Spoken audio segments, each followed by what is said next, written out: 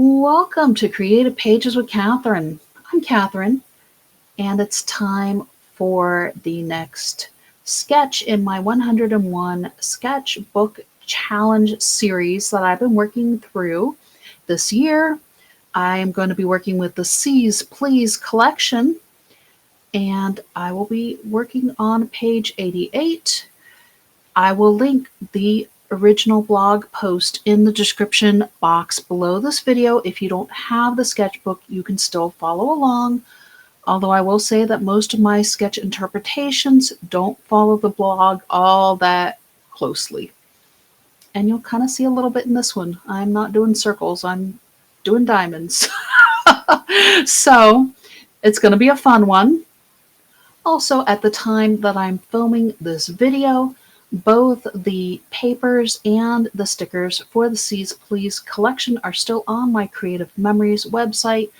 That is also linked in the description box below this video. So if you like my interpretation of this sketch, you can still get the products for it. And let's get to it. All right, is everybody ready for this one? I am going to hold up my pencil notes in case anybody wants to get a screenshot of my measurements for my mats and a couple other notes that I put onto the side of my page here. I'm finding it's easier to write in my book in pencil than in pen. I guess just in case I go back to do one of these sketches and want to switch something up, I can add more pencil notes if I want, and pen sometimes gets messy. I am going to be working with a full sheet of Hot Fudge cardstock here, and I'll show you in a moment why. I also have some of our mousse paper with the pine trees on the back. There's going to be a lot of this, and you'll see in a moment. I also have mats cut with the wood tone paper that has the plaid on the back. And I do have a mat for the right side cut also from our Hot Fudge cardstock.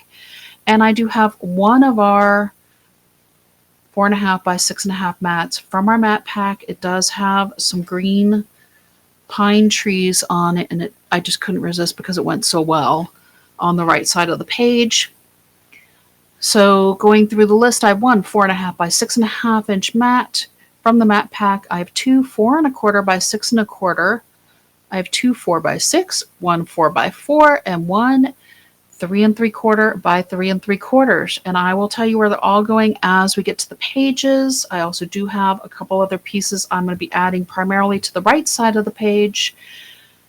And if you can't tell, I am going to be using up a lot of scraps on this layout. This one is kind of a scrap buster. If you all saw my Fur Baby Cat video, you saw that I cut my ovals when I made the cat. I was very deliberate in how I cut it. Well, this last summer, I took a class with another advisor, and I've got a little bit of a mess here, and I'm kind of showing you a little bit. But we did a layout with diamonds, and we cut with purpose on that one as well. And the diamond page turned out really beautifully, but we were left with this. And I was like, what am I going to do with this? I have this whole sheet, and yeah, some people would just toss it. Mine kind of got folded a little bit because it's been a while, and I had honestly set it aside because I got busy with other things. And the other day I pulled it out and I was like, you know what? I wonder if there's a sketch in the sketchbook that would work for this. Well, the one from the blog has circles, and you can easily use the circles, but you could also use the negative space. And I talked also about the negative space with the banner punch in the This Life sketch as well. And there's a lot to be said for negative space and using it. So, of course, we want that positive. We wanted the diamonds. I wanted the diamonds in my other layout. They looked great. And the other advisor had a really, really great design for it. But I wanted to use this also. So I'm going to show you how to use something like this. And the sketch is there for inspiration. I also had a few smaller diamonds I needed to cut out of avocado cardstock. And well, what do I do with this? You know, do I harvest pieces kind of like I did in my Fur Baby Cat video? I did harvest a lot of pieces off of it, but I also came up with a way we can use this sheet. And you could see I had cut some other pieces. I don't know if these were ovals or more diamonds. I think we had cut some ovals too. I don't know anymore. I had some piece left over from doing actually our card. I decided I was going to, I have a lot of this. I'm going to do it for the card. Well, and I kind of slit this a little bit, but it's not going to matter because this is going to be a little bit of a mitering here. And we're going to use these trees behind our avocado coming up. And we only really need these two pieces. I pulled a third piece because with this cut here, you do get a gap here. But I have another scrap. We're going to cover up the front, so it's not really going to matter. And I will tell you the sizes of these in just a moment. So the majority of my diamonds were cut with the red blade, I believe, on the inside track of my diamond. You can see this is from the Gemstone custom cutting system. So just so you all know, I'm going to flip this over. I'm going to add some tape and we're going to get this stuck down. Do I want to use repositionable or regular? Maybe a bit of both. Let's see what is going to work here.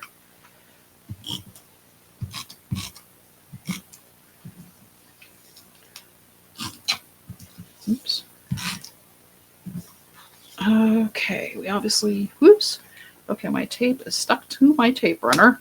Okay, these things happen, Not everybody has them happen when they're on camera, but, just shows that I'm human too. I don't know. Just like the day I got the piece stuck to my sleeve and had to make sure that the piece was there still. But that was when I was doing also this life with the banners for the banner card.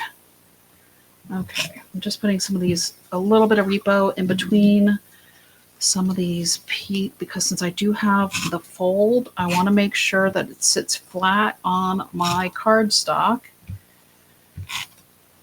How are we doing here? Do I get it? Maybe.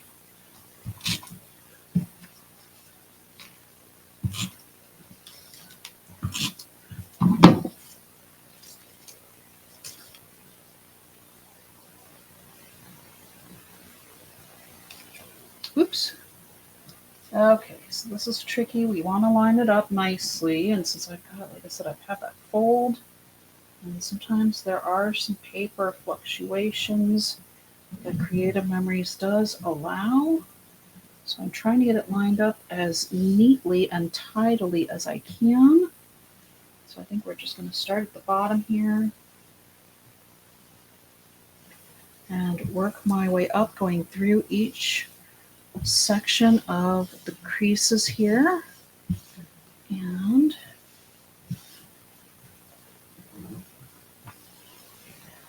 there you go. It is on.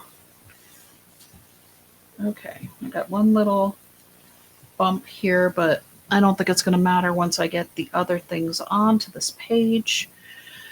So here we go. Let's add some mats. And for this one, I am doing 2 of the 4 1/4 by 6 1/4 of the wood tone.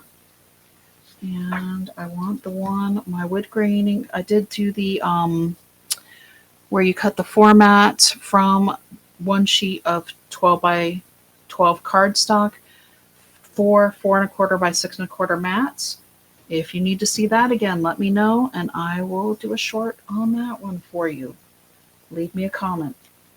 So I do have my wood grain running sideways on this one, but I wanted it kind of flowing across this way. And then I had, this one is the 3 3/4 by 3 3/4 tree. So you can see we're still going to see a lot of the hexagon shapes, but it's just not as dramatic, I guess, if you will, overall. And this was a little bit of a challenge also, not just because we're using up quite large scrap of paper from the hexagons, but also on the inspiration piece here from the blog. They do use square mats with the circles. And actually, now that I'm looking at this, I really want to corner around these because these are all soft edges. So I am going to, I know I just put tape on. I think I can still do this. Wouldn't be the first time I change things up halfway along here. We're just gonna corner around real quick.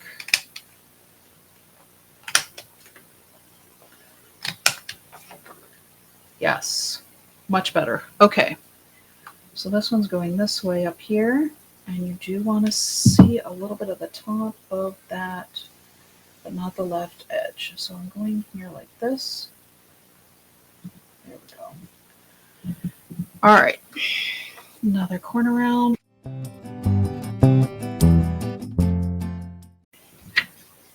Normally, if I'd thought about it before I got on to film, I would have had that done before I hit the record button. So I'm glad I'm able to speed it up a little bit with editing, giving you all a little bit of music. And now we can get these placed. And you can see here, it just creates a nice flow on the page as well. I'm going to cover up these two here on this edge. Okay. So there we go. You still have some space in here where you can see your little moose in the center. Let me hold this one up. I am not adding any stickers, I don't think, to the side of the page because it does have just an interesting flow. With the diamond showing, I just think it's really interesting on its own. I don't think we need a whole lot of decoration for the side of the page. And now let's work with our right side of the page, which is going to be, I think, our bigger challenge anyways. So what I need to do is flip this over because I do want these hexagons in this upper left corner. I am going to add repositionable tape here around our hexagons because I think this is just going to be what works easier for me overall. To get my sheet down on this page as well.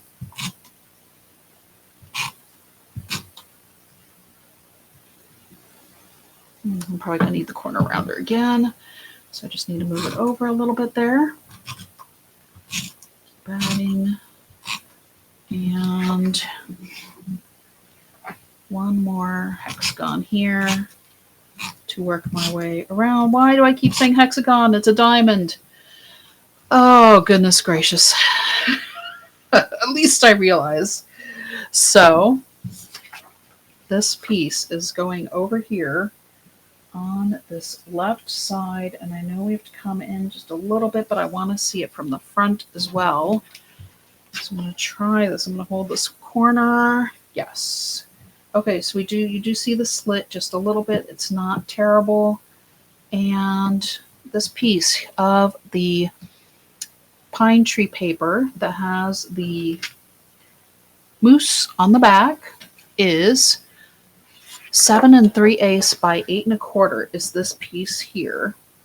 And then the second piece I have here is, hang on, 1 3/4 by 5 1/4. And this kind of is just what I had left. It was what I was able to get basically an entire piece out of. I'm going to lightly, ever so lightly, put that there so I can see what it looks like on this side. I want to make sure my seam is nice and tight. So this is also the benefit of using the repositionable tape. My seam, it does not match because my page was from two different parts of the paper. So my design is not going to match up. This is the piece where I said that the wood is going to show through. You can see I have a hole here. We're going to cover that up. Don't worry about it. If it bothers you and you want to put something else there, you can add an extra piece. And I actually cut this piece. It was just another scrap, but I think I'm actually going to put this across here to reinforce the seam. And usually I would use a piece of the index page for that, but I'm going to use this tree piece because I have it and I really don't have any other use for it except for maybe to cover that up, and I'm not going to do that because I'm going to cover it from the front. So there, that is that problem child, I guess, hexagon, and there's the rest of it, and it is sticking nicely. I do need just a little bit more underneath this flap.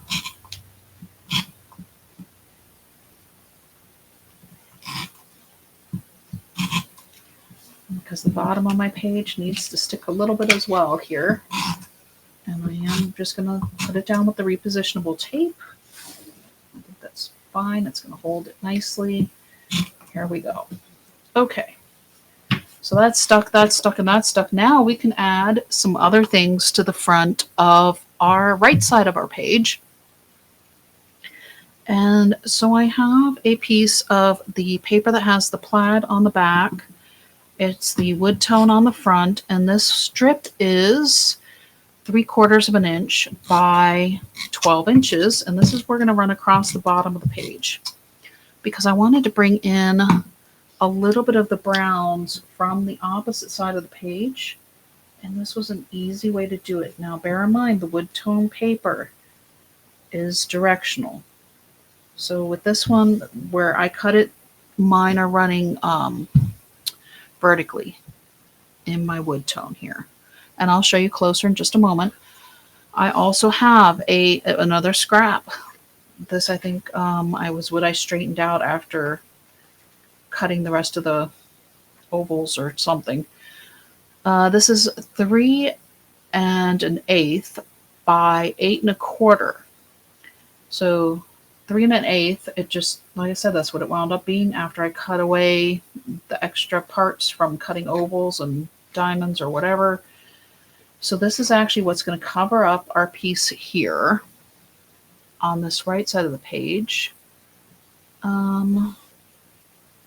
And then I also have, hang on, this one is going underneath here. I just need to make sure I get my placement correct. So this was our 4.5 by 6.5 mat from our mat pack. This is going up. This is going to go here.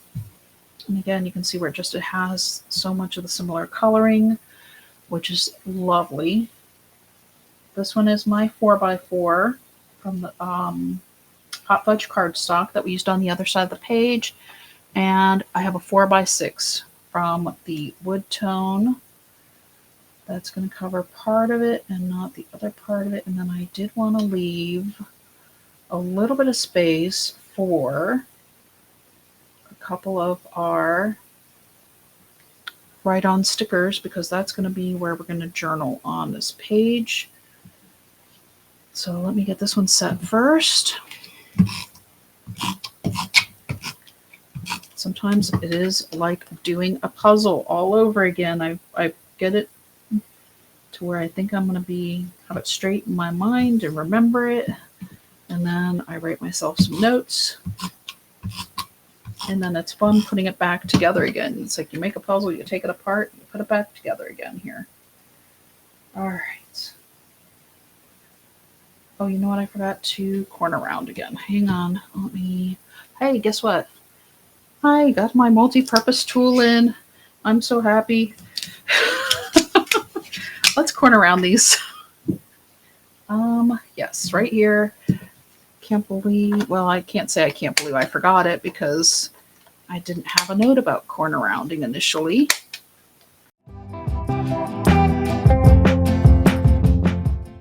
So there we go. I just went through and quickly rounded all the corners.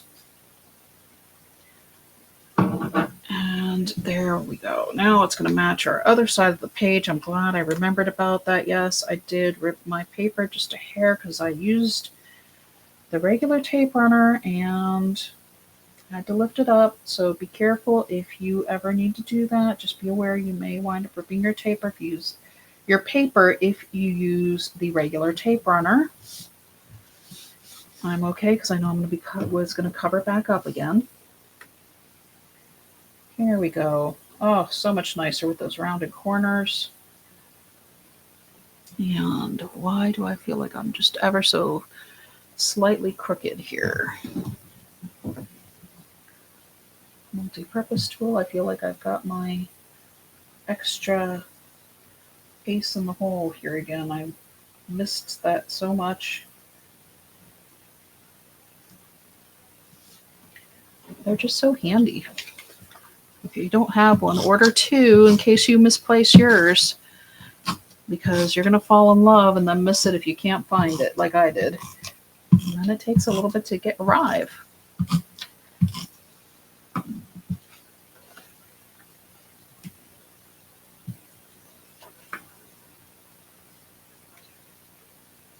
So I think I am going to cover, well, I don't know if that covers the seam or not. It's okay. I still feel like I did a good job of creating that seam.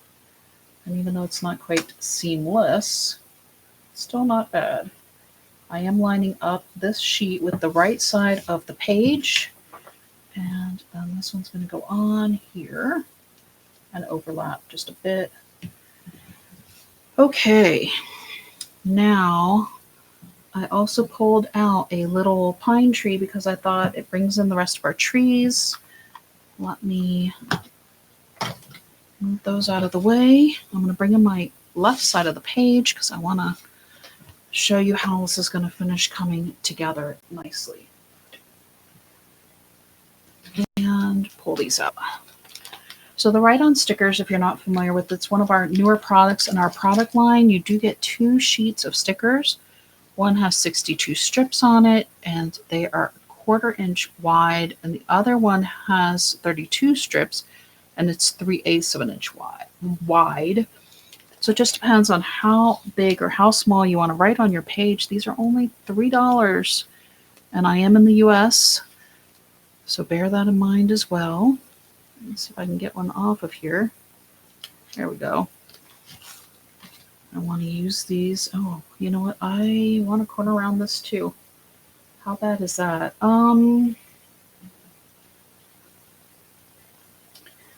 Wonder if I can cut this off first and then corner around it.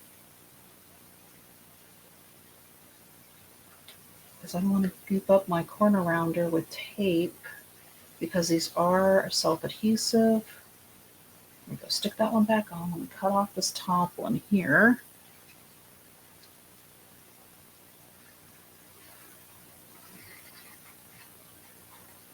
Oops, I'm cutting off a little bit of the sticker as I go, but I guess it's okay. Oop, there we go. Nope, that actually doesn't feel sticky. Just felt like a little confetti. Here we go. Let me grab my corner rounder. Just going to take the end off of each one. Oops. Didn't quite get it lined up or centered. I'm trying to follow the center of the little screw there. And now let's see if I can get it off of the backing.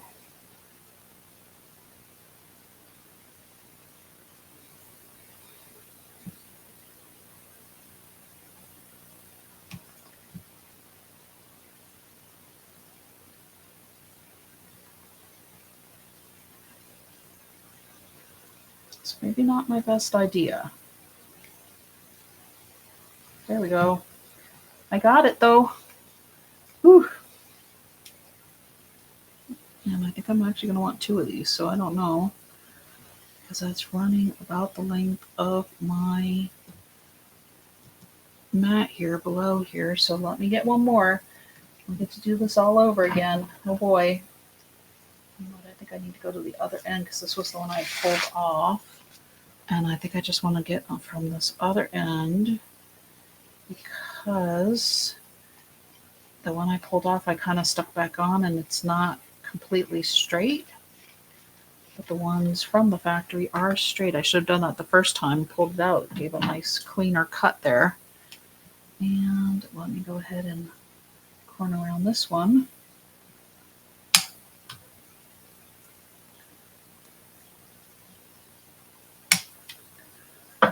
All right, let's try this again here.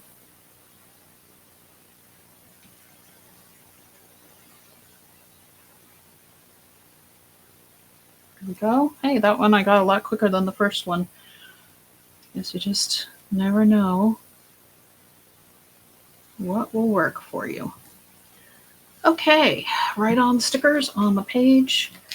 I guess if it's $3, it's a nice add-on to our product line.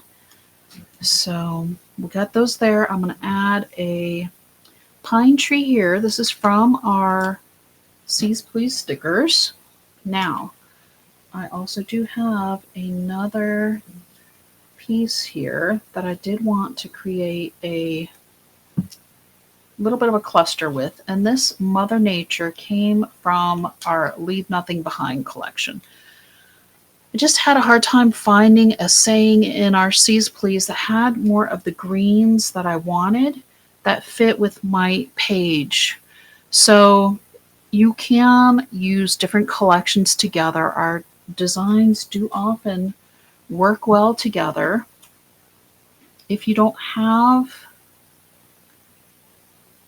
Leave Nothing Behind, that's okay. Actually, I don't know if I want the saying in front of the tree or behind it. Actually, I think I like it better in front. So we've got our Mother Nature. I am going to pop this up on a couple foam squares here, probably.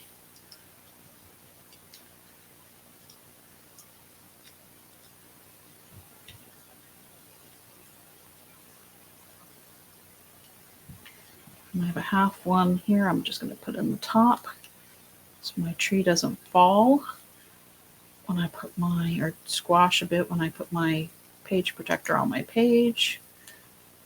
There we go. Okay. So here's my Mother Nature. I'm going to go ahead and put that here. All right.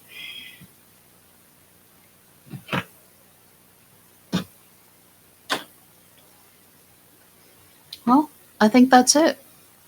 As you can see, these two pages flow pretty well together. We do have some pine trees in with our moose on the left side of the page. And of course, we also have the mat down here. We brought back in the hot fudge cardstock here and the wood tone paper. So where would I put my photos? I would put the photos on the mat. I also can fit a photo here on this part of the mat. This is for my journaling. And I think I'm going to leave these just as a design element. I probably won't cover up any more of the diamonds. Woo! Got it right the first time. So let me know what you think in the comments below this video. I am going to go ahead and get things shifted over here. Oh, the inspiration sketch. Sorry. Here we go. Here are the circles again. So you can see, and I actually would have probably corner rounded these as well. But you can see all the circles, and they used different colors behind where they had done the circles. But you could even deliberately cut circles and use the negative like I did as well. So there you go. And okay, part of this challenge I am making a card either with scraps from the layout or inspired by the layout. And so this one is definitely inspired by it. Let me get things switched over again. This one is kind of a minimalist card. It's very quick and simple. I'm using one of our blank cards from our card pack. And I had one more diamond that I had cut out of the dark green cardstock.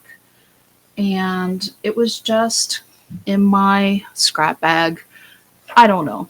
I don't know what it was from, if it was from a similar layout, if it was from the same layout, if it was from a different layout. I have no idea. It was in my bag. And you know what? I looked at it and I thought, that actually looks like it would fit a card.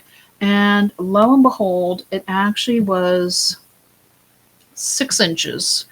So I cut 1/4 of an inch off the top and 1/4 of an inch off the bottom. And we are going to create a window for our moose. This piece of paper was, again, another scrap. And that actually was the piece that I wound up slitting the other paper for, because I was kind of trying to fussy cut on my trimmer a little bit. So when I'm saying fussy cut, I was actually using my side blade and my ruler that you find on the side of your trimmer. Oops. So when I was cutting my 4 1/4 by 5 1/2, I was cutting it out of a larger piece, and I was deliberately trying to cut it just that small section out, and I kind of overwent a little bit. But you know what? Happy mistake, because I was able to still use that rest of that scrap, wasn't I? And it turned out lovely. In my humble opinion, I was actually really kind of proud of that one. I love giving you all ideas of ways to use scraps and make them pretty. If I can. I mean, sometimes I know we all have enough scraps, and it's nice to just get some extra ideas. So this is it. This one is kind of, like I said, a little bit minimalist, but this is a great all occasion card where you can send it. I think it almost is kind of masculine to me. Wouldn't this be a fun Father's Day card that you could send, and you see the little pine trees and the moose? I know my husband actually really likes moose for whatever reason as well, so he might get this for Father's Day. We'll see. But that's it. In fact, there's a Where's Waldo here. There's actually a little moose. There's a baby moose on this thing I had never noticed before. Look at that. The things you notice when you frame them out with a scrap you find randomly in your bag. Leave me a thumbs up if you like my interpretation of the sketch. Hit the subscribe button if you want to see what I'm going to come up with next. Thank you to each and every one of you that already subscribe to my channel. I really, really do appreciate it. Until next time.